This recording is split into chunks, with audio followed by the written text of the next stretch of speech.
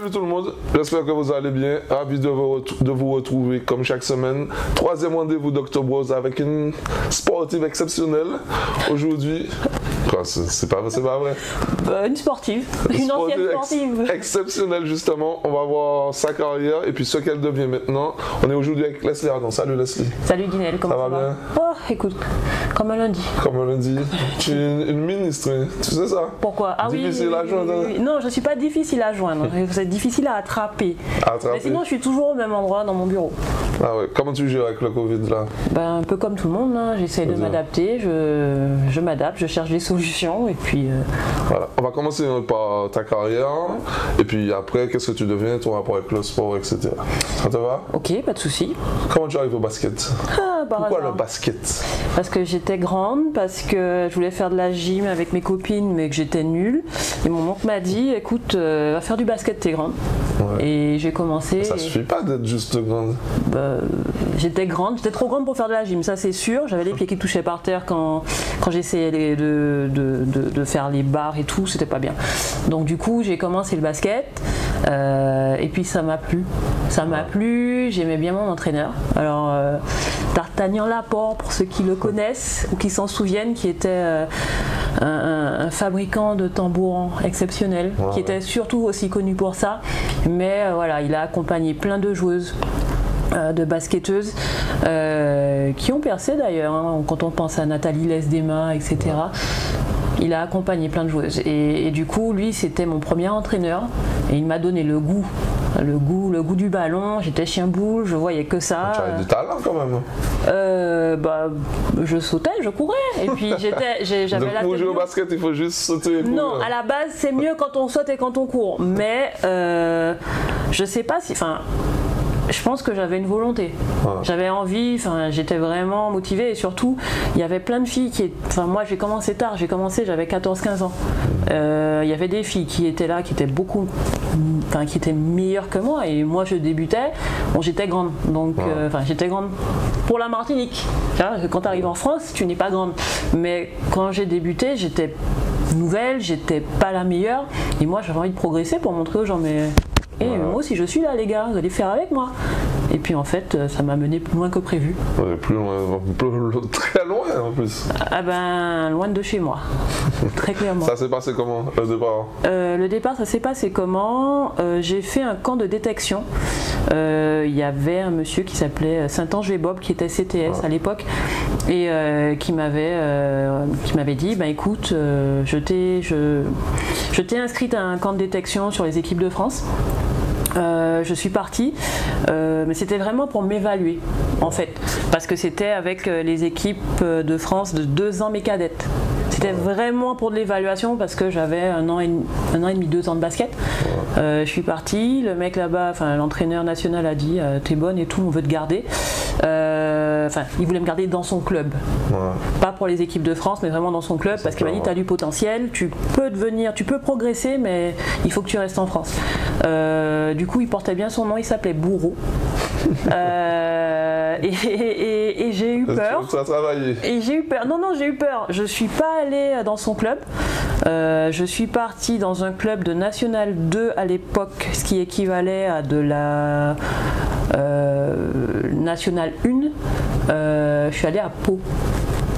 Et ça s'est bien passé pendant 1 an. Je pense que j'aurais peut-être quand même plus progressé avec l'autre coach. Mais l'année qui suit, je suis détectée par le centre de formation de Bourges. Et là, je bascule, je vais à Bourges. Et c'était pas trop difficile de laisser la Martinique? Ah, mais c'est là que j'ai compris que ma mamie me gâtait un peu, quand même. Mais bon, oui, en plus j'étais fille unique, donc j'étais la petite fille de ma grand-mère qui me faisait à manger comme je voulais, qui s'occupait de moi. Et là, je découvre le froid. T'arrives, t'es loin de chez toi. J'étais en appartement avec une autre joueuse, Sandra Dijon, qui est martiniquaise aussi, qui a fait les équipes de France. Donc salut Sandra, si tu te rappelles de nos épopées quand on est arrivé en France, c'est dur quand tu es une gamine de 16 ans, il y a le froid, faut s'adapter. Moi le plus loin d'où j'étais allée c'était Trinité Mornevert. Et puis je me retrouve, ah bah oui, ça c'était ma plus longue distance. Ouais. Et puis du coup tu fais des espèces de trajets de 6 heures, 7 heures en voiture pour aller jouer en fait. Donc j'ai appris sur le tas en termes de compétitivité, voilà, c'est sûr c'était pas le même niveau et puis tu es obligé de progresser, donc voilà, j'ai un peu progressé et puis après voilà, comme je t'ai dit, j'intègre le centre de formation de Bourges. Là, truc super carré, autant ma première année c'était ça restait c'était pas de l'amateurisme, mais c'était bien sûr un plus haut niveau qu'en Martinique, mais là du coup quand tu es en centre de formation c'est super cadré. Ça veut dire que tu es en internat, tu as les cours, voilà, tu as 2 entraînements par jour, tu as les trucs de muscu, c'est vraiment super carré. Et du coup c'était quand même Bourges, donc du coup on appartenait au grand club de Bourges et on avait la chance de pouvoir voir les grandes, enfin les pros, et donc cette année-là elle gagne, alors nous en termes de jeunes dans le centre de formation, c'était le meilleur centre de formation à l'époque en basket, donc j'ai la chance de remporter 2 titres de championne de France en espoir, et ma deuxième année j'intègre l'équipe première, donc l'équipe des pros, et là tu joues avec j'ai envie de dire les meilleures joueuses de cette génération, c'est-à-dire les meilleures joueuses françaises puisqu'elles sont quasiment toutes en équipe de France, et d'ailleurs la nouvelle assistante de l'équipe de France féminine, il y en a une qui est dedans, qui était une des meilleures joueuses à son poste. Franchement, C'est qui la meilleure joueuse à qui tu as joué? On avait tout. Franchement, c'est dur à dire parce que les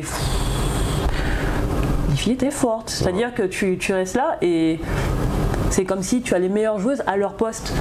Donc, mais tu jouais, c'est que tu étais forte aussi. Mais non. Enfin, tu peux pas comparer.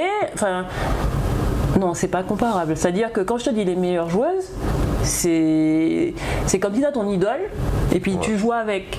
Mais tu sais que t'es pas à son niveau. Tu es encore là pour apprendre. Mais c'est juste incroyable quoi. Et j'ai eu la chance cette année-là d'être aussi coaché par un des meilleurs coachs à l'époque d'Europe. En même temps il a fait le doublé, hein. Il a été 2 fois champion d'Europe avec Bourges, d'Euroleague pardon, et c'était l'entraîneur national russe. Donc quand tu es entraîné par un russe, c'est l'encadrement était propice à la progression. Tu vois, c'était comme dans un rêve, c'est-à-dire que j'ai quand même eu l'opportunité de pouvoir jouer. C'est pas comme si j'étais juste sur le banc. Je jouais, mais tu es dans une équipe où même les joueuses jouent les yeux fermés, elles foutent 20 points, 30 points à tout le monde. Donc tu as quand même l'opportunité de pouvoir rentrer et jouer. Tu vois, le truc est rodé, tu as tes systèmes, tu sais que c'est comme ça, tac, tac, tac, le truc. Je discutais avec d'autres sportifs au niveau du foot et du hand, alors qu'ils étaient ils étaient prêts à passer pro et tout. Ils me disaient qu'ils étaient passés entourés et qu'ils ont pas su franchir la marche et devenir pro. Est-ce que toi, tu as été bien entouré? Alors, moi, mon parcours, il y a juste une petite parenthèse.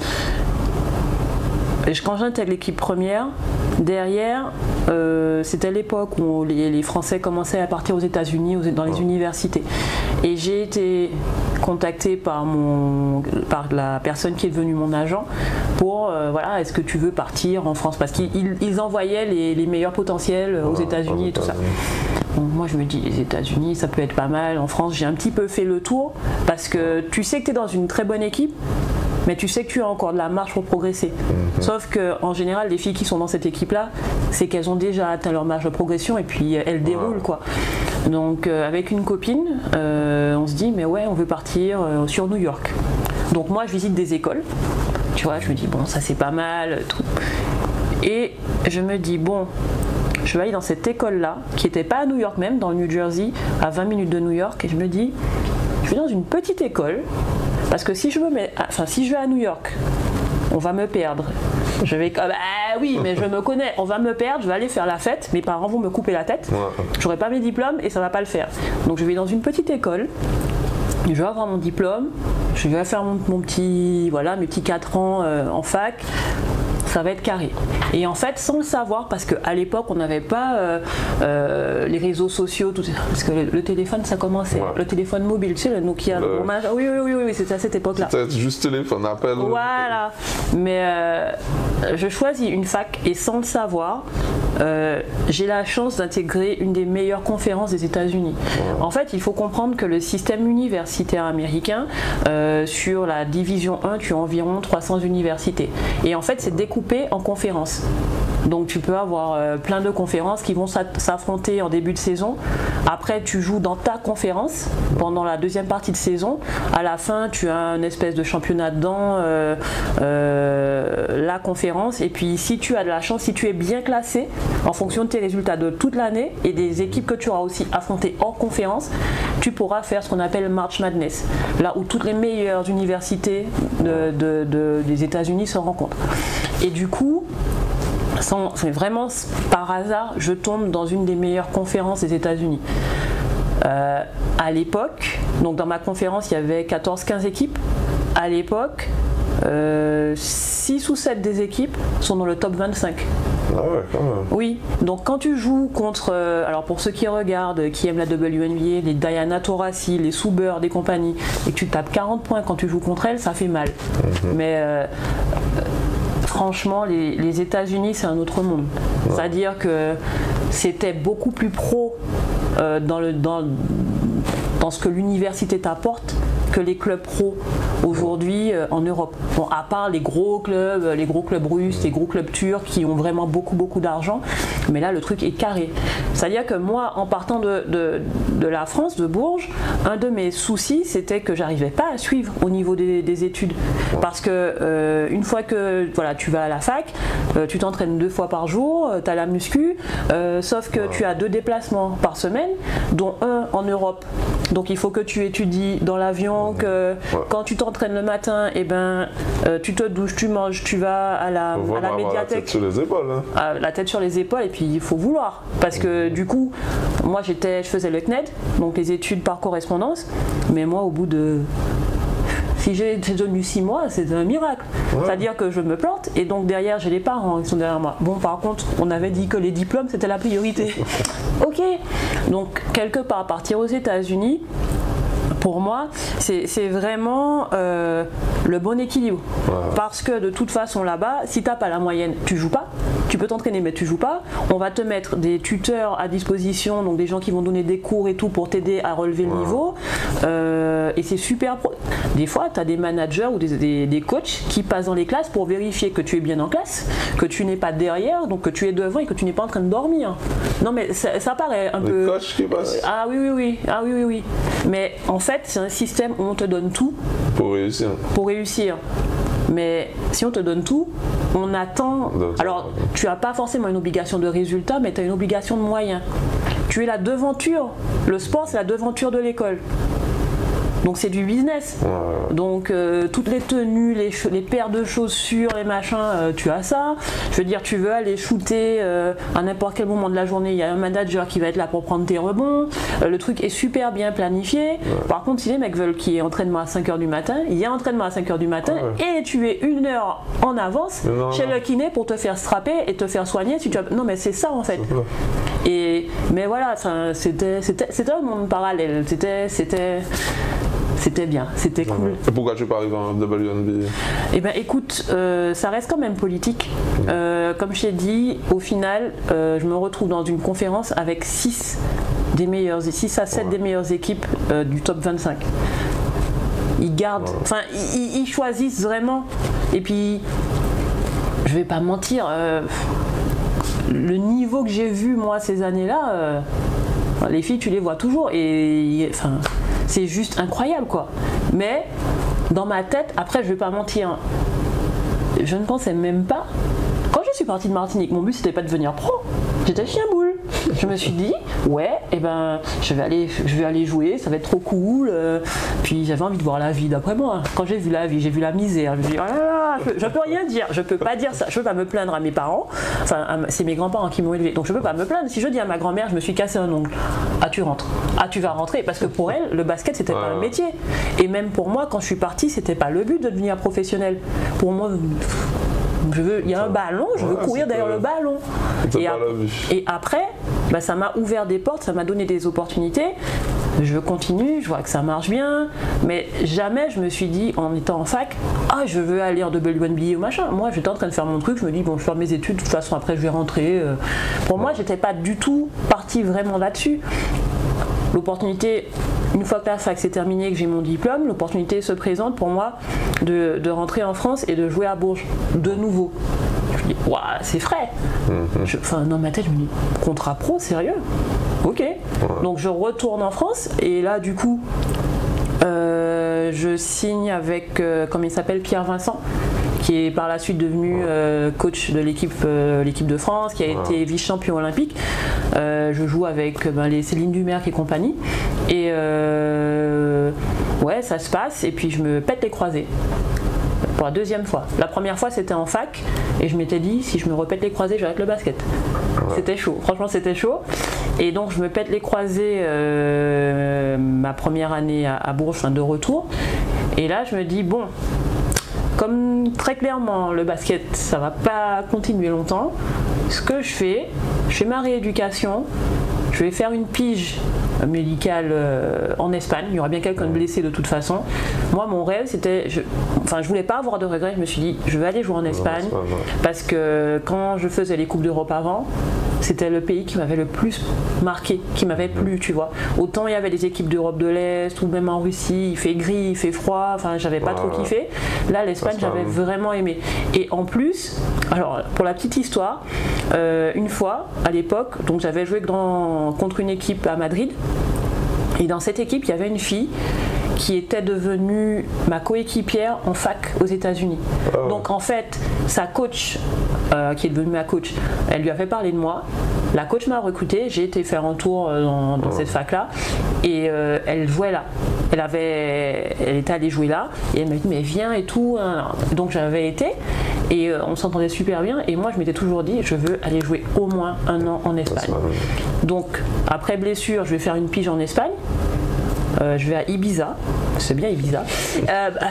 Oui, je vais à Ibiza et finalement la pige qui devait durer 1 mois, elle a duré 4 ans.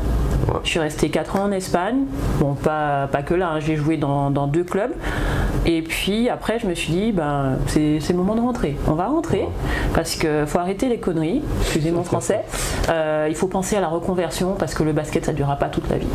Donc je rentre en France, je crois que je joue 5 ans, 5 ou 6 ans, je rentre à Nantes et puis après je joue à à Lyon. J'ai de la chance dans de très belles villes. Et puis après, je finis à Toulouse. Mais pour revenir sur ta question par rapport à l'accompagnement, j'ai eu la chance, sur la fin de ma carrière, de me rapprocher du syndicat national des basketteurs. Parce qu'il y a des syndicats de sport. Alors pas dans toutes les disciplines, mais il y en a. Et du coup, ça c'est plus pour ma reconversion. Ils m'ont vraiment accompagnée. À trouver le projet qui me correspondait. Ça a été pour moi le véritable accompagnement. Après, si tu parles de passer du côté amateur à la carrière pro, j'avais mon agent, Jérémy Mediana, qui maintenant est l'agent des grands des basketteurs français en NBA. Ils ont leur boîte comme sport et je fais partie des pionnières. J'étais l'une de leurs premières joueuses. Ils ont fait pas mal de chemin depuis, et puis comme nous tous d'ailleurs. Mais j'ai eu la chance d'avoir un bon agent. Donc à ce niveau-là, je ne sais pas si on peut parler de chance ou de pas chance, ou c'est surtout être au bon moment, au bon endroit et avoir les bonnes personnes autour de soi qui vont peut-être vous repérer, vous donner les bons conseils. Et souvent, alors en fonction des disciplines, je pense que dans le foot c'est peut-être plus compliqué. Mais c'est beaucoup ça. Ça va être des gens qui vont vous voir, qui vont parler de vous.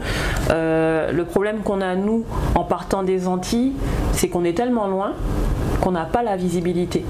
Donc certes, il y a les vidéos, on peut envoyer des stats, mais notre niveau localement, il n'est pas assez élevé.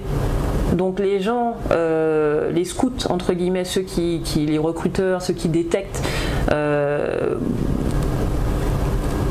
moins d'avoir sur place un ou des contacts qui m'ont dit ah j'ai vu un petit jeune ou une petite jeune là, elle est pas mauvaise, il faudrait que... Tu vois, c'est compliqué. Et même pour des parents, où si par exemple, je sais pas, peut-être que tu as une petite fille ou un petit garçon qui veut faire du sport et qui est pas mauvais localement, mais c'est compliqué de pouvoir évaluer son niveau par rapport au niveau français, entre guillemets. Et si tu n'as pas les moyens de payer, ça c'est compliqué. Et les gens ne viennent pas forcément chez nous. Et ça, c'est un véritable problème parce que moi, j'ai eu la chance de passer entre les mailles du filet. Mais je suis sûre, il doit y avoir des moyens de mettre en place des dispositifs pour pouvoir aider nos jeunes. Le problème... Tu as parlé du pôle outre-mer, justement. Oui, alors, et des pôles en général, c'est de pouvoir aider nos jeunes à monter, à être vus également. Le souci, sur certaines tournées, c'est qu'elles se font très tard dans l'année. Parce que... une saison, si on prend le basket, une saison commence en septembre. Enfin, ils commencent vraiment à jouer en septembre, jusqu'à, on va dire, allez, soyons, jusqu'à juin, même pas, jusqu'à avril-mai. Mais quand tu fais une tournée en deuxième partie, donc en janvier, juin, janvier, février, mars, c'est déjà tard. Parce que les mecs t'ont déjà évalué pendant l'année, les coachs se connaissent tous. Donc pendant toute l'année, toute la première partie, ils peuvent te dire oui, lui, machin, ils l'auront vu, ils vont s'échanger des vidéos. Tu vois, ils sont dans des compétitions, dans des championnats où ils se connaissent tous. Donc l'information circule. Alors que nous, le temps qu'on arrive, même si on fait un tournoi interligue, on fait une tournée, les places sont déjà prises. Qu'est-ce qu'il faudrait mettre en place pour qu'on nous voit plus tôt alors? Il y a tellement de choses à faire. Mais c'est dur, hein, c'est compliqué. Maintenant, il y a des gens qui font des choses. Il y en a qui sont bien intentionnés, d'autres qui le sont un peu moins. Ça existe. Moi, c'est pas dire ce qui m'alarme. Ce qui m'interpelle, c'est que il y a des personnes qui profitent du manque d'information des parents, des enfants, et qui jouent sur leur crédulité ou leurs rêves ou leurs espoirs. C'est-à-dire que moi, je connais des cas des basketteurs qui m'en ont parlé à moi, mais qui n'ont pas non plus crié sur tous les toits, parce que quand on se plante ou quand on nous l'a fait à l'envers, on va pas non plus le crier sur tous les toits, mais il faudrait pour que les parents ou les enfants en tout cas sachent à quoi s'attendre. Il y a des gens qui jouent entre guillemets de ça et qui en profitent.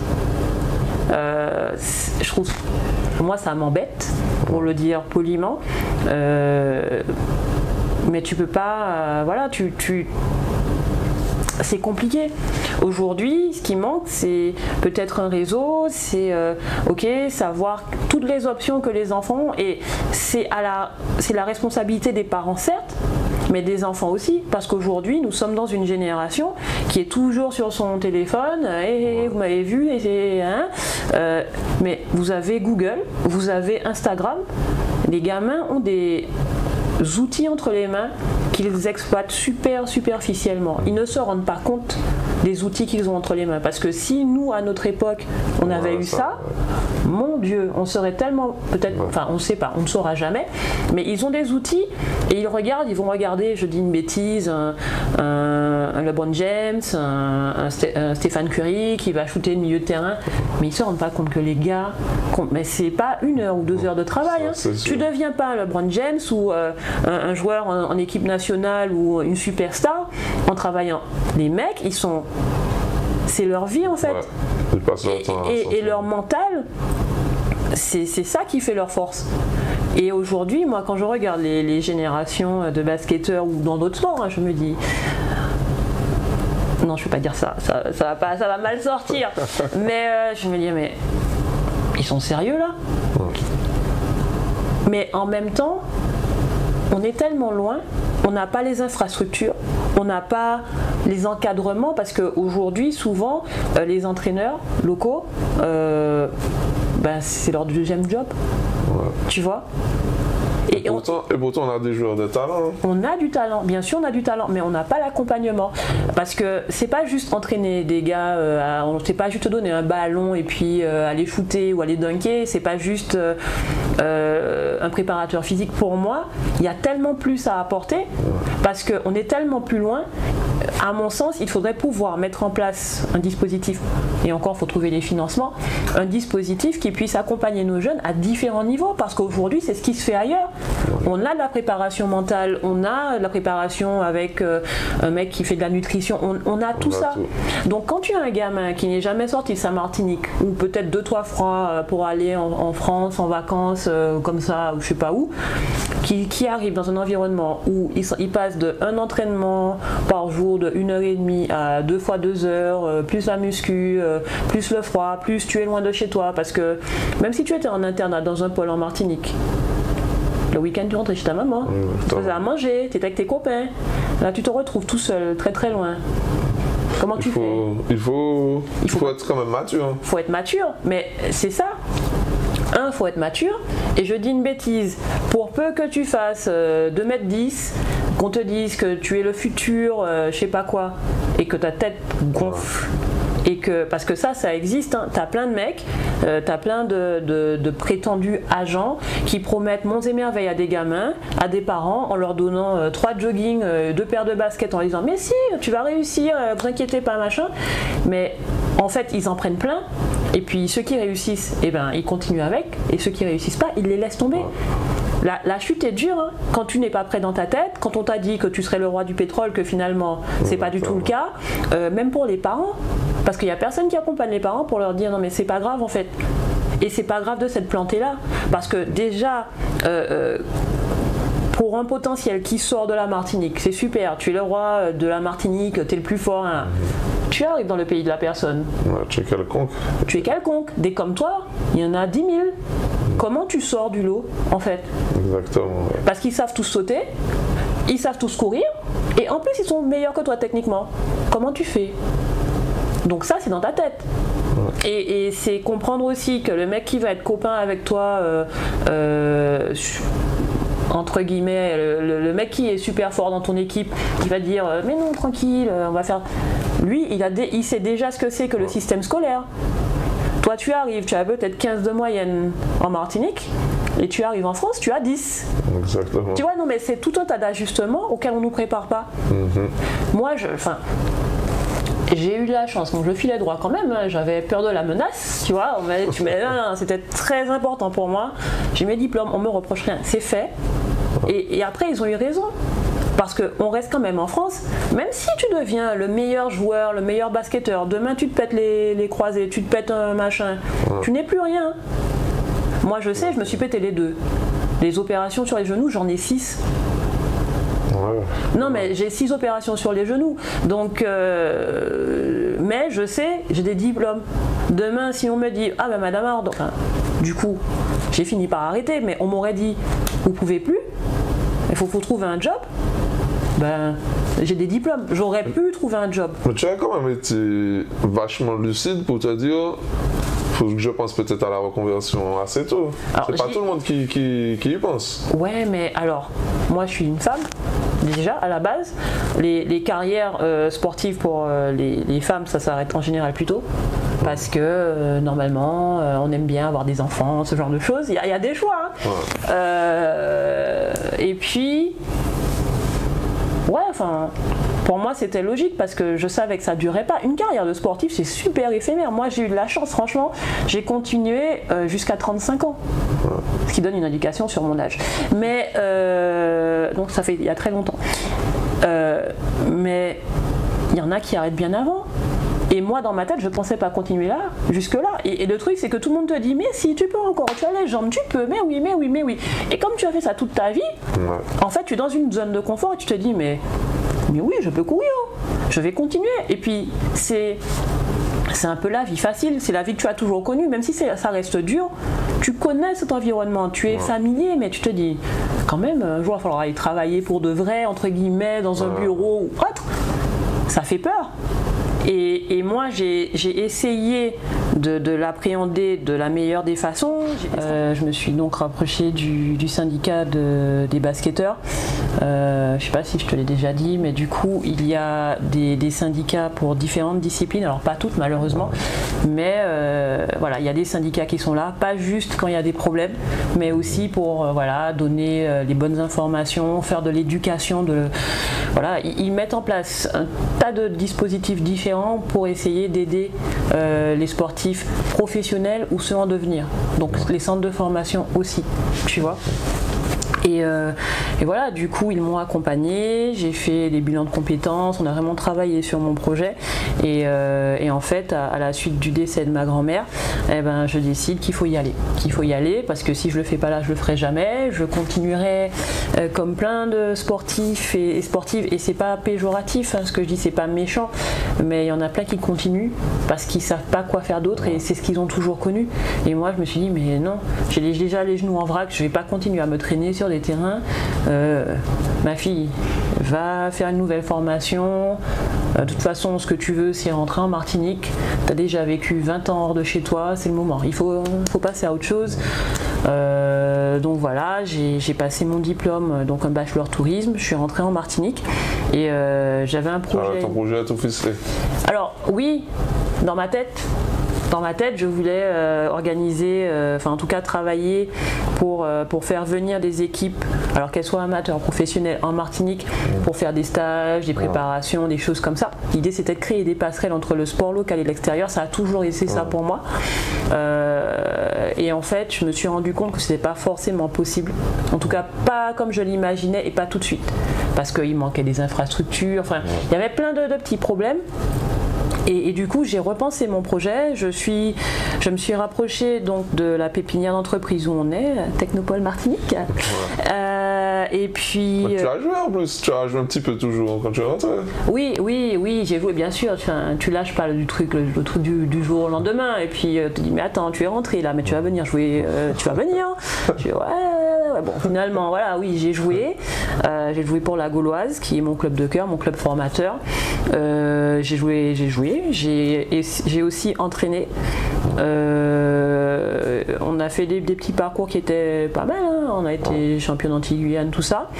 Mais c'est vrai qu'au final, ma boîte a pris le pas. Parce que quand on est entrepreneur, ben, au début en tout cas, le temps que la boîte décolle, c'est long et c'est très très prenant. Et autant au début, et chaque année c'est le cas, hein, chaque année je me dis oh là là, j'ai pas de vie et tout, mais si j'avais su à quel point je trimerais maintenant, franchement, mais j'ai toujours dit ça, si j'avais su quand j'étais basketteuse à quel point je foutais rien, parce que non mais c'est la vérité, quand j'étais basketteuse je faisais des siestes l'après-midi, tu vois, ça c'est impossible, ça n'existe plus. Une fois que je suis passée à autre chose, j'ai découvert que les siestes ça n'existait plus, qu'il y avait une vie avant 9h du matin. Non mais attends, non mais tu ris, mais moi je suis à mon bureau avant 7h quoi. Et je ne fais pas de sieste. Bon, pour les gens normaux, c'est très normal, mais moi, c'était pas ça ma vie. C'était pas comme ça, c'était pas rythmé comme ça. Mais voilà, j'ai découvert autre chose, j'ai découvert ce que c'est que le monde de l'entreprise, plein de choses. Donc au final, je regrette pas. Parce que je suis en train d'écrire, on va dire, un deuxième chapitre de ma vie, mais je me rends surtout compte que pour moi le sport c'était qu'un outil. C'est un outil qui m'a permis de voyager, parce que encore une fois, moi j'ai une autre unité, mes parents n'avaient pas forcément les moyens, ils se sont sacrifiés pour moi mais le sport m'a permis de voyager. Aujourd'hui, je suis trilingue, j'ai fait des études, je suis allée dans des endroits. J'ai fait quasi, je ne vais pas dire que j'ai fait le tour du monde, c'est pas vrai, mais au moins les 3/4. J'ai été jouer dans des endroits, un truc improbable quoi. Et je sors d'un point sur une carte, tu vois. Et j'étais pas la meilleure, je suis pas en équipe nationale. Tu restes pas là à te dire ouais c'est la meilleure joueuse. Non, c'est pas ça. Mais ça prouve qu'on peut.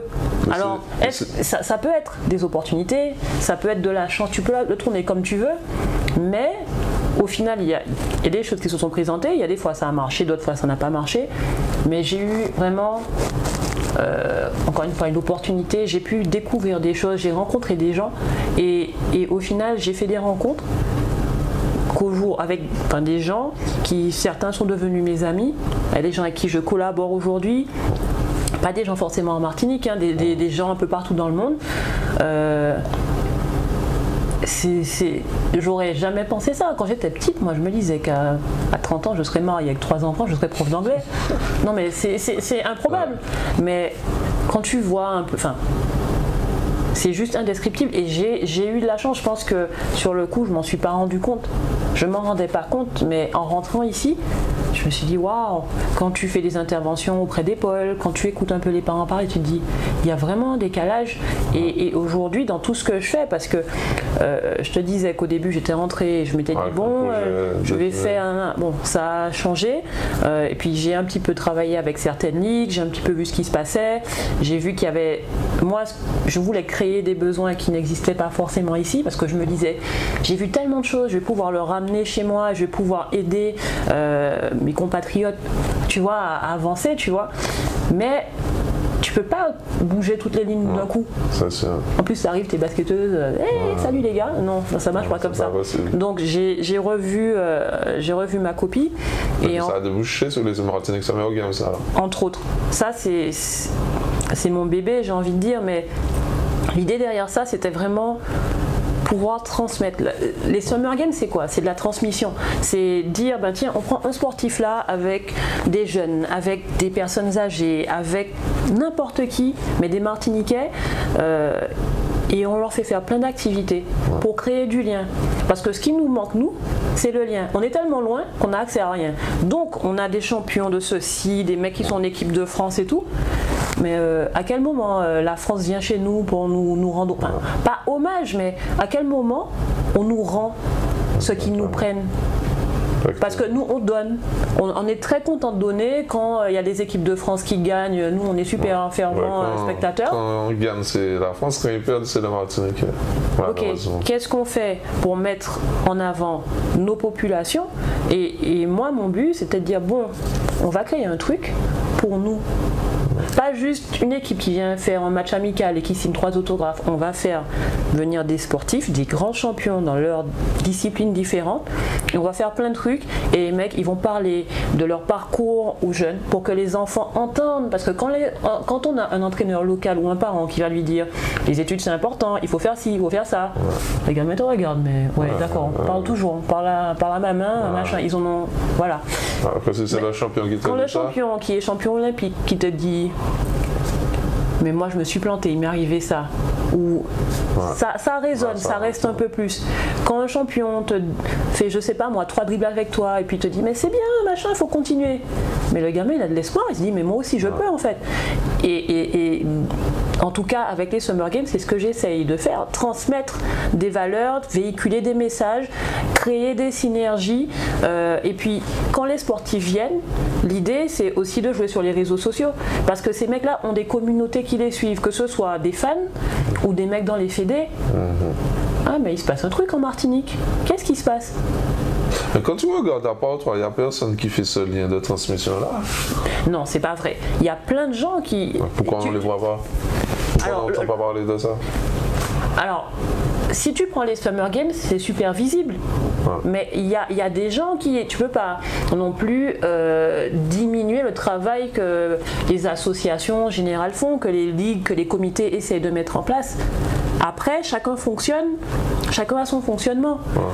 Moi, je ne suis pas une ligue, je ne suis pas un comité, je ne suis pas une fédé. Non, mais tu as une seule personne ou autant? Oui, mais je ne fonctionne pas comme eux. Et eux, ce qu'ils font, je suis désolée, quand aujourd'hui tu vas faire un tournoi interligue, c'est mis en place, c'est encadré, c'est un travail aussi. Chacun amène sa pierre à l'édifice, pardon. Et moi, j'amène, on va dire peut-être un peu de façon... je ne vais pas forcément dire innovante, c'est différent de ce qui a été fait parce que moi j'amène avec ma sensibilité les choses que j'ai pu voir. Si tu es issu d'un système, que ce soit par exemple, je sais pas, tu fais du foot, tu fais du hand, tu fais du basket, tu fais de l'athlé, tu as été formé à un certain endroit, tu as vu certaines choses, tu fais en fonction de ce que tu as reçu et tu essaies de transmettre. Et moi, j'ai eu la chance de pouvoir aller sur différents continents, dans différents championnats, de voir un petit peu comment les gens fonctionnaient. Il y a des trucs qui étaient fantastiques que j'ai essayé de ramener ici. Je me suis planté royalement. Je me suis dit, c'est pas grave, je vais le ressortir plus tard. Je mets dans mon sac. À un moment, peut-être dans 5 ans, dans 10 ans, ça ressortira. Les Summer Games, quand je les ai lancés, personne n'y croyait. Je suis allé voir, quand j'ai lancé ma boîte en 2017, moi je suis allé voir les gens, je leur ai parlé du projet, on m'a dit ouais, c'est bien, ouais, ben revenez quand ça marchera. J'ai dit, ok. Pour moi, non mais pour moi j'étais en mode, c'est trop bien, c'était utopique, parce que dans ma tête, par rapport à ce que j'avais vécu, mon expérience, ça ne pouvait que marcher, ça avait du sens. Tu n'as pas été déçu un peu? Bien sûr. En 2017, oui, mais en 2018, j'ai fait. Parce que j'ai dit, de toute façon, pourquoi mon truc ne ressorte pas d'on ne sait pas où, il faut que je fasse. Donc j'ai fait. Ma responsable de pépinière m'a dit, c'est un suicide. Comment ton truc il va fonctionner? Ton business model, c'est quoi? Et moi j'étais à fond, mais non, mais ça va marcher, en mode les bisounours, c'était moi. Oui, il faut que ça. Non, mais tu comprends pas. J'étais sûre que ça fonctionnerait. Ça n'a pas fait un flop, ça a fonctionné. Mais je pensais que les partenaires seraient beaucoup plus présents, beaucoup plus engagés, beaucoup plus motivés. Mais des gens qui ne l'ont pas vécu, comme moi je l'ai vécu, ne peuvent pas le comprendre. Tu peux pas demander à des... C'est comme si je demande à un comptable de faire, je sais pas moi, de la créa graphique. C'est pas son métier, tu vois. Et du coup, moi j'étais partie dans mes trucs, mais j'y suis allée à fond. J'ai tout donné. Alors là, j'ai tout donné. Après, j'étais la tête à l'envers, j'étais pas bien. D'ailleurs, à chaque fois qu'on me voit sur les Summer Games, tu peux demander à mon stagiaire qui est là-bas. Tu me vois avec mon téléphone. Je suis toujours au téléphone. Ça veut dire que les Summer Games, je les vois après sur les vidéos et sur les photos. Je suis oh putain, on a fait ça, c'est trop bien. Tu vois, ou je vais voir dans les reportages. Et quand tu me vois, j'ai perdu 5 kilos, je suis non mais je suis comme ça, je dors pas. Non mais c'est vrai, il y a JF qui m'a dit ça, JF Delors. Oui mais Leslie, ça va, même les sportifs me disent mais elle va tomber, il faut l'aider là. J'ai une jeune qui était à une causerie que j'organise pendant les Summer Games, qui m'a dit la semaine dernière, elle me fait ah non mais t'avais l'air au bout de ta vie. Mais tu me vois, mais tu te demandes comment je tiens.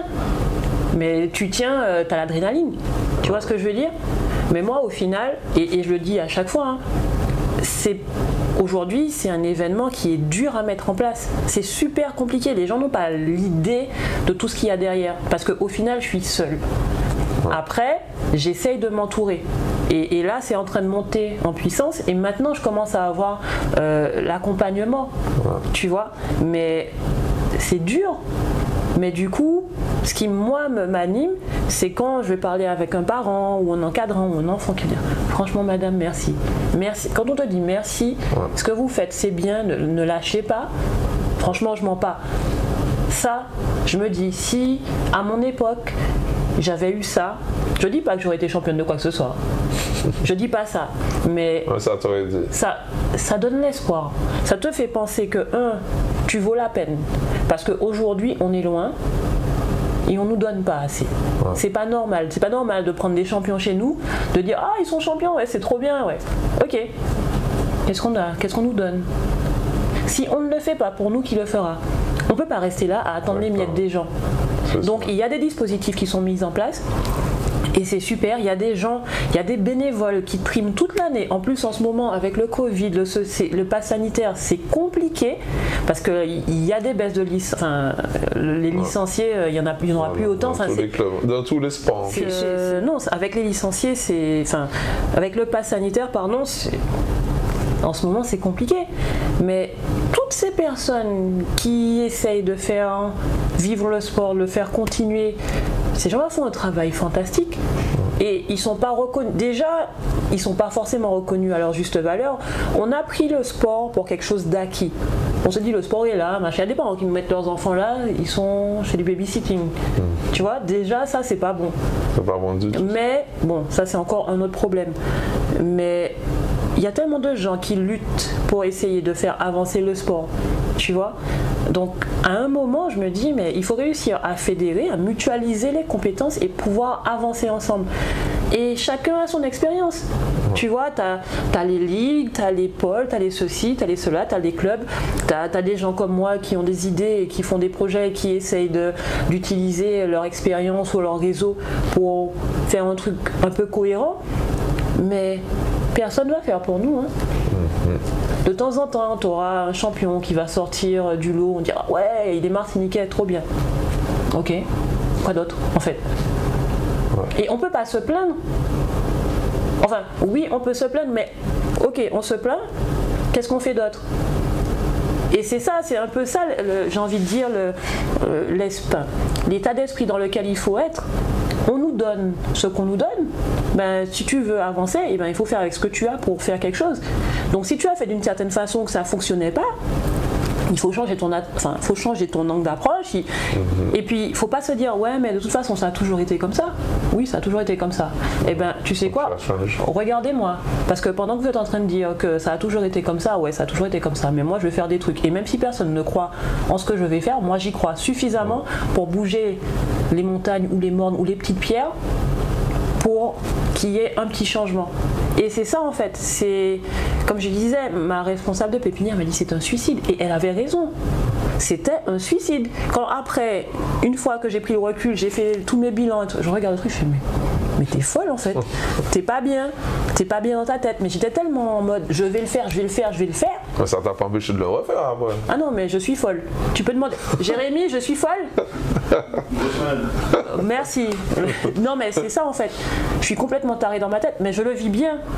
Parce que tu auras toujours des gens qui vont te dire non, c'est pas possible. Alors ok, si demain je dis je veux être LeBron James, bon, c'est fort probable qu'à mon âge je le sois plus. Mais ça ne veut pas dire qu'en essayant d'être LeBron James, j'arriverai pas à faire autre chose en fait. Ouais. Tu vois? Et mon projet initial des Summer Games a évolué parce que j'avais une première vision. Et l'année d'après, je l'ai un petit peu modifié. Je me dis, ça peut peut-être mieux fonctionner. L'année d'après, je l'ai encore modifié. Cette année, je l'ai encore changé.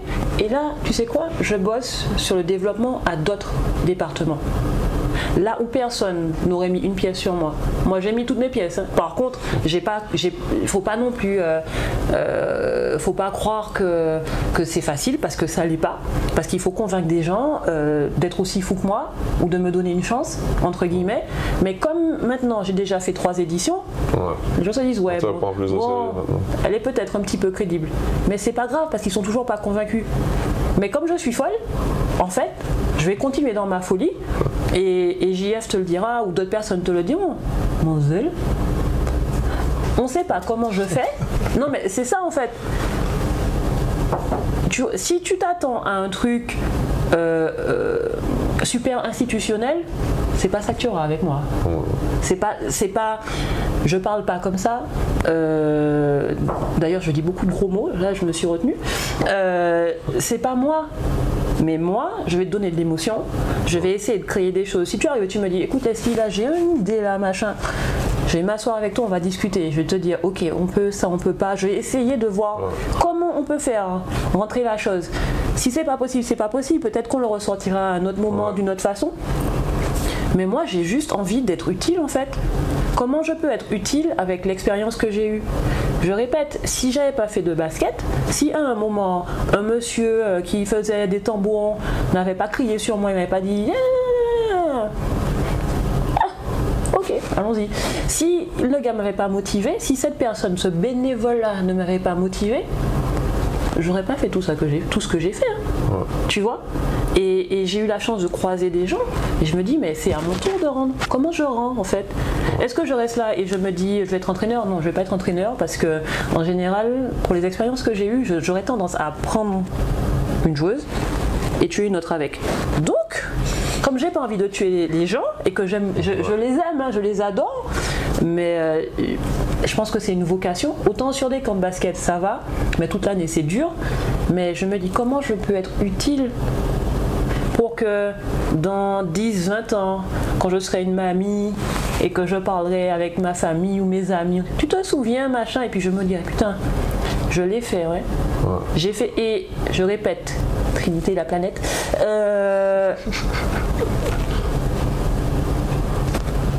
j'ai juste fait quelque chose parce que j'avais envie de rendre au sport ce qu'il m'avait apporté. Tu n'as aucun regret aujourd'hui alors? Des regrets, on en parle dans 20 ans. Dans 20 ans, je serai quand même à la retraite, j'espère. Ça sert à rien d'avoir des regrets. Pourquoi? Parce que tu te dis ouais j'aurais pu, ouais tu aurais pu, mais tu ne l'as pas été, mais tu as fait autre chose quand même. Tu n'es pas resté là à pleurer parce que tu n'as pas été ce que tu aurais aimé être. Est-ce que si tu t'es donné tous les moyens, tu ne devrais pas avoir de regrets? Et si tu ne te les ai pas donnés, à ce moment-là tu ne peux t'en vouloir qu'à toi. Tu vois? Exactement. Et comme je te disais, au début, mon but, c'est pas de devenir pro. En fait, j'ai vu un ballon, je me dis, oh là là, un ballon, trop bien et tout. Et ça m'a permis de voyager, ça m'a permis de faire des études que mes parents n'auraient pas pu me payer. Déjà, la base. Donc, je sortais déjà gagnante. Et ensuite, tu continues et tu voyages. Et il y a des trucs bien, il y a des trucs moins bien, mais tu rencontres des gens, tu as des opportunités. J'ai vécu la vie de sportif, j'ai été bête. Jeune et bête, et bon voilà. Pourquoi jeune et bête? Parce que quand tu es basketteur, en tout cas sur les sports collectifs, c'est souvent le cas, tu es dans une dynamique, tu es sportif, et puis tu fais aussi la fête, et tu es dans ton truc, et tu te crois. Voilà, tu te la pètes un peu, mais ça a fini par rentrer parce que au final, l'âge monte, tu te rends compte que de toute façon, ça ne durera pas toute ta vie, et puis tu te dis, mais qu'est-ce que tu veux faire de ta vie? Et ma vie, c'était pas faire du basket toute ma vie. Le basket, c'était vraiment un outil, c'était un passage. Pas obligé, mais c'est quelque chose qui m'a permis de me construire, de devenir qui je suis devenue et que je continue à utiliser aujourd'hui pour pouvoir apporter, pour pouvoir rendre, tout simplement. Tu vois, moi, mon rêve, c'est d'avoir un impact. Un impact pour pouvoir dire, ok, je suis là, j'ai fait ce que je devais faire. Et j'espère que mon parcours pourra inspirer des jeunes qui diront c'est moi elle a fait ça, moi aussi je peux. Déjà à la base. Et puis se dire mais elle a fait ça pour moi, un jour moi aussi je ferai ça pour un autre. Tu vois, et c'est un espèce d'effet domino. C'est ça le but en fait. Pour moi en tout cas. Et une fois que tu es en alignement avec tes valeurs et que tu as trouvé entre guillemets ta mission, tu roules. Bon, des fois, je dors pas, j'ai des cheveux blancs. Quand tu me regardes, tu es Summer Games, tu me vois, je suis en train de courir dans tous les sens. Elle est où? Elle est là, bah machin, oui, tu vas m'appeler, je te dis oui, ok, et je vais oublier, tu vois, ma tête est collée à mon cou, c'est pour une raison. Mais je fais, mais je sais qu'un jour, bah, il y aura d'autres, il y aura des jeunes qui vont arriver derrière et qui vont faire encore mieux que moi. Le but, c'est que après moi, il y en ait d'autres qui fassent encore plus. C'est impulser une dynamique, allumer une petite flamme pour que le truc s'enflamme et que justement, il y en ait plein qui fassent. Et puis quand on va vraiment faire ensemble, là, on aura le poids. On aura un vrai poids. On aura... Alors, est-ce qu'on l'aura tout de suite? Je sais pas. Mais il faut commencer quelque part. Parce que si on attend que les gens fassent pour nous, comment te dire? Ça va pas trop fonctionner en fait. Ça c'est sûr. Ça c'est sûr. En tout cas, je te remercie infiniment. J'ai même pas vu le temps passer. Je suis désolée. Je pense qu'on a pu parler pendant des heures et des heures encore, mais en tout cas, merci beaucoup. Merci super entretien. Et puis franchement, au plaisir de se revoir. Et puis j'espère que tu vas encore plus loin dans ta transmission. Dans ma folie, oui. Il n'y a pas de souci. Je fais ça bien. Ok, merci tout le monde. À la semaine prochaine. Profitez de la vie. Faites du sport tant que vous pouvez. Bye bye.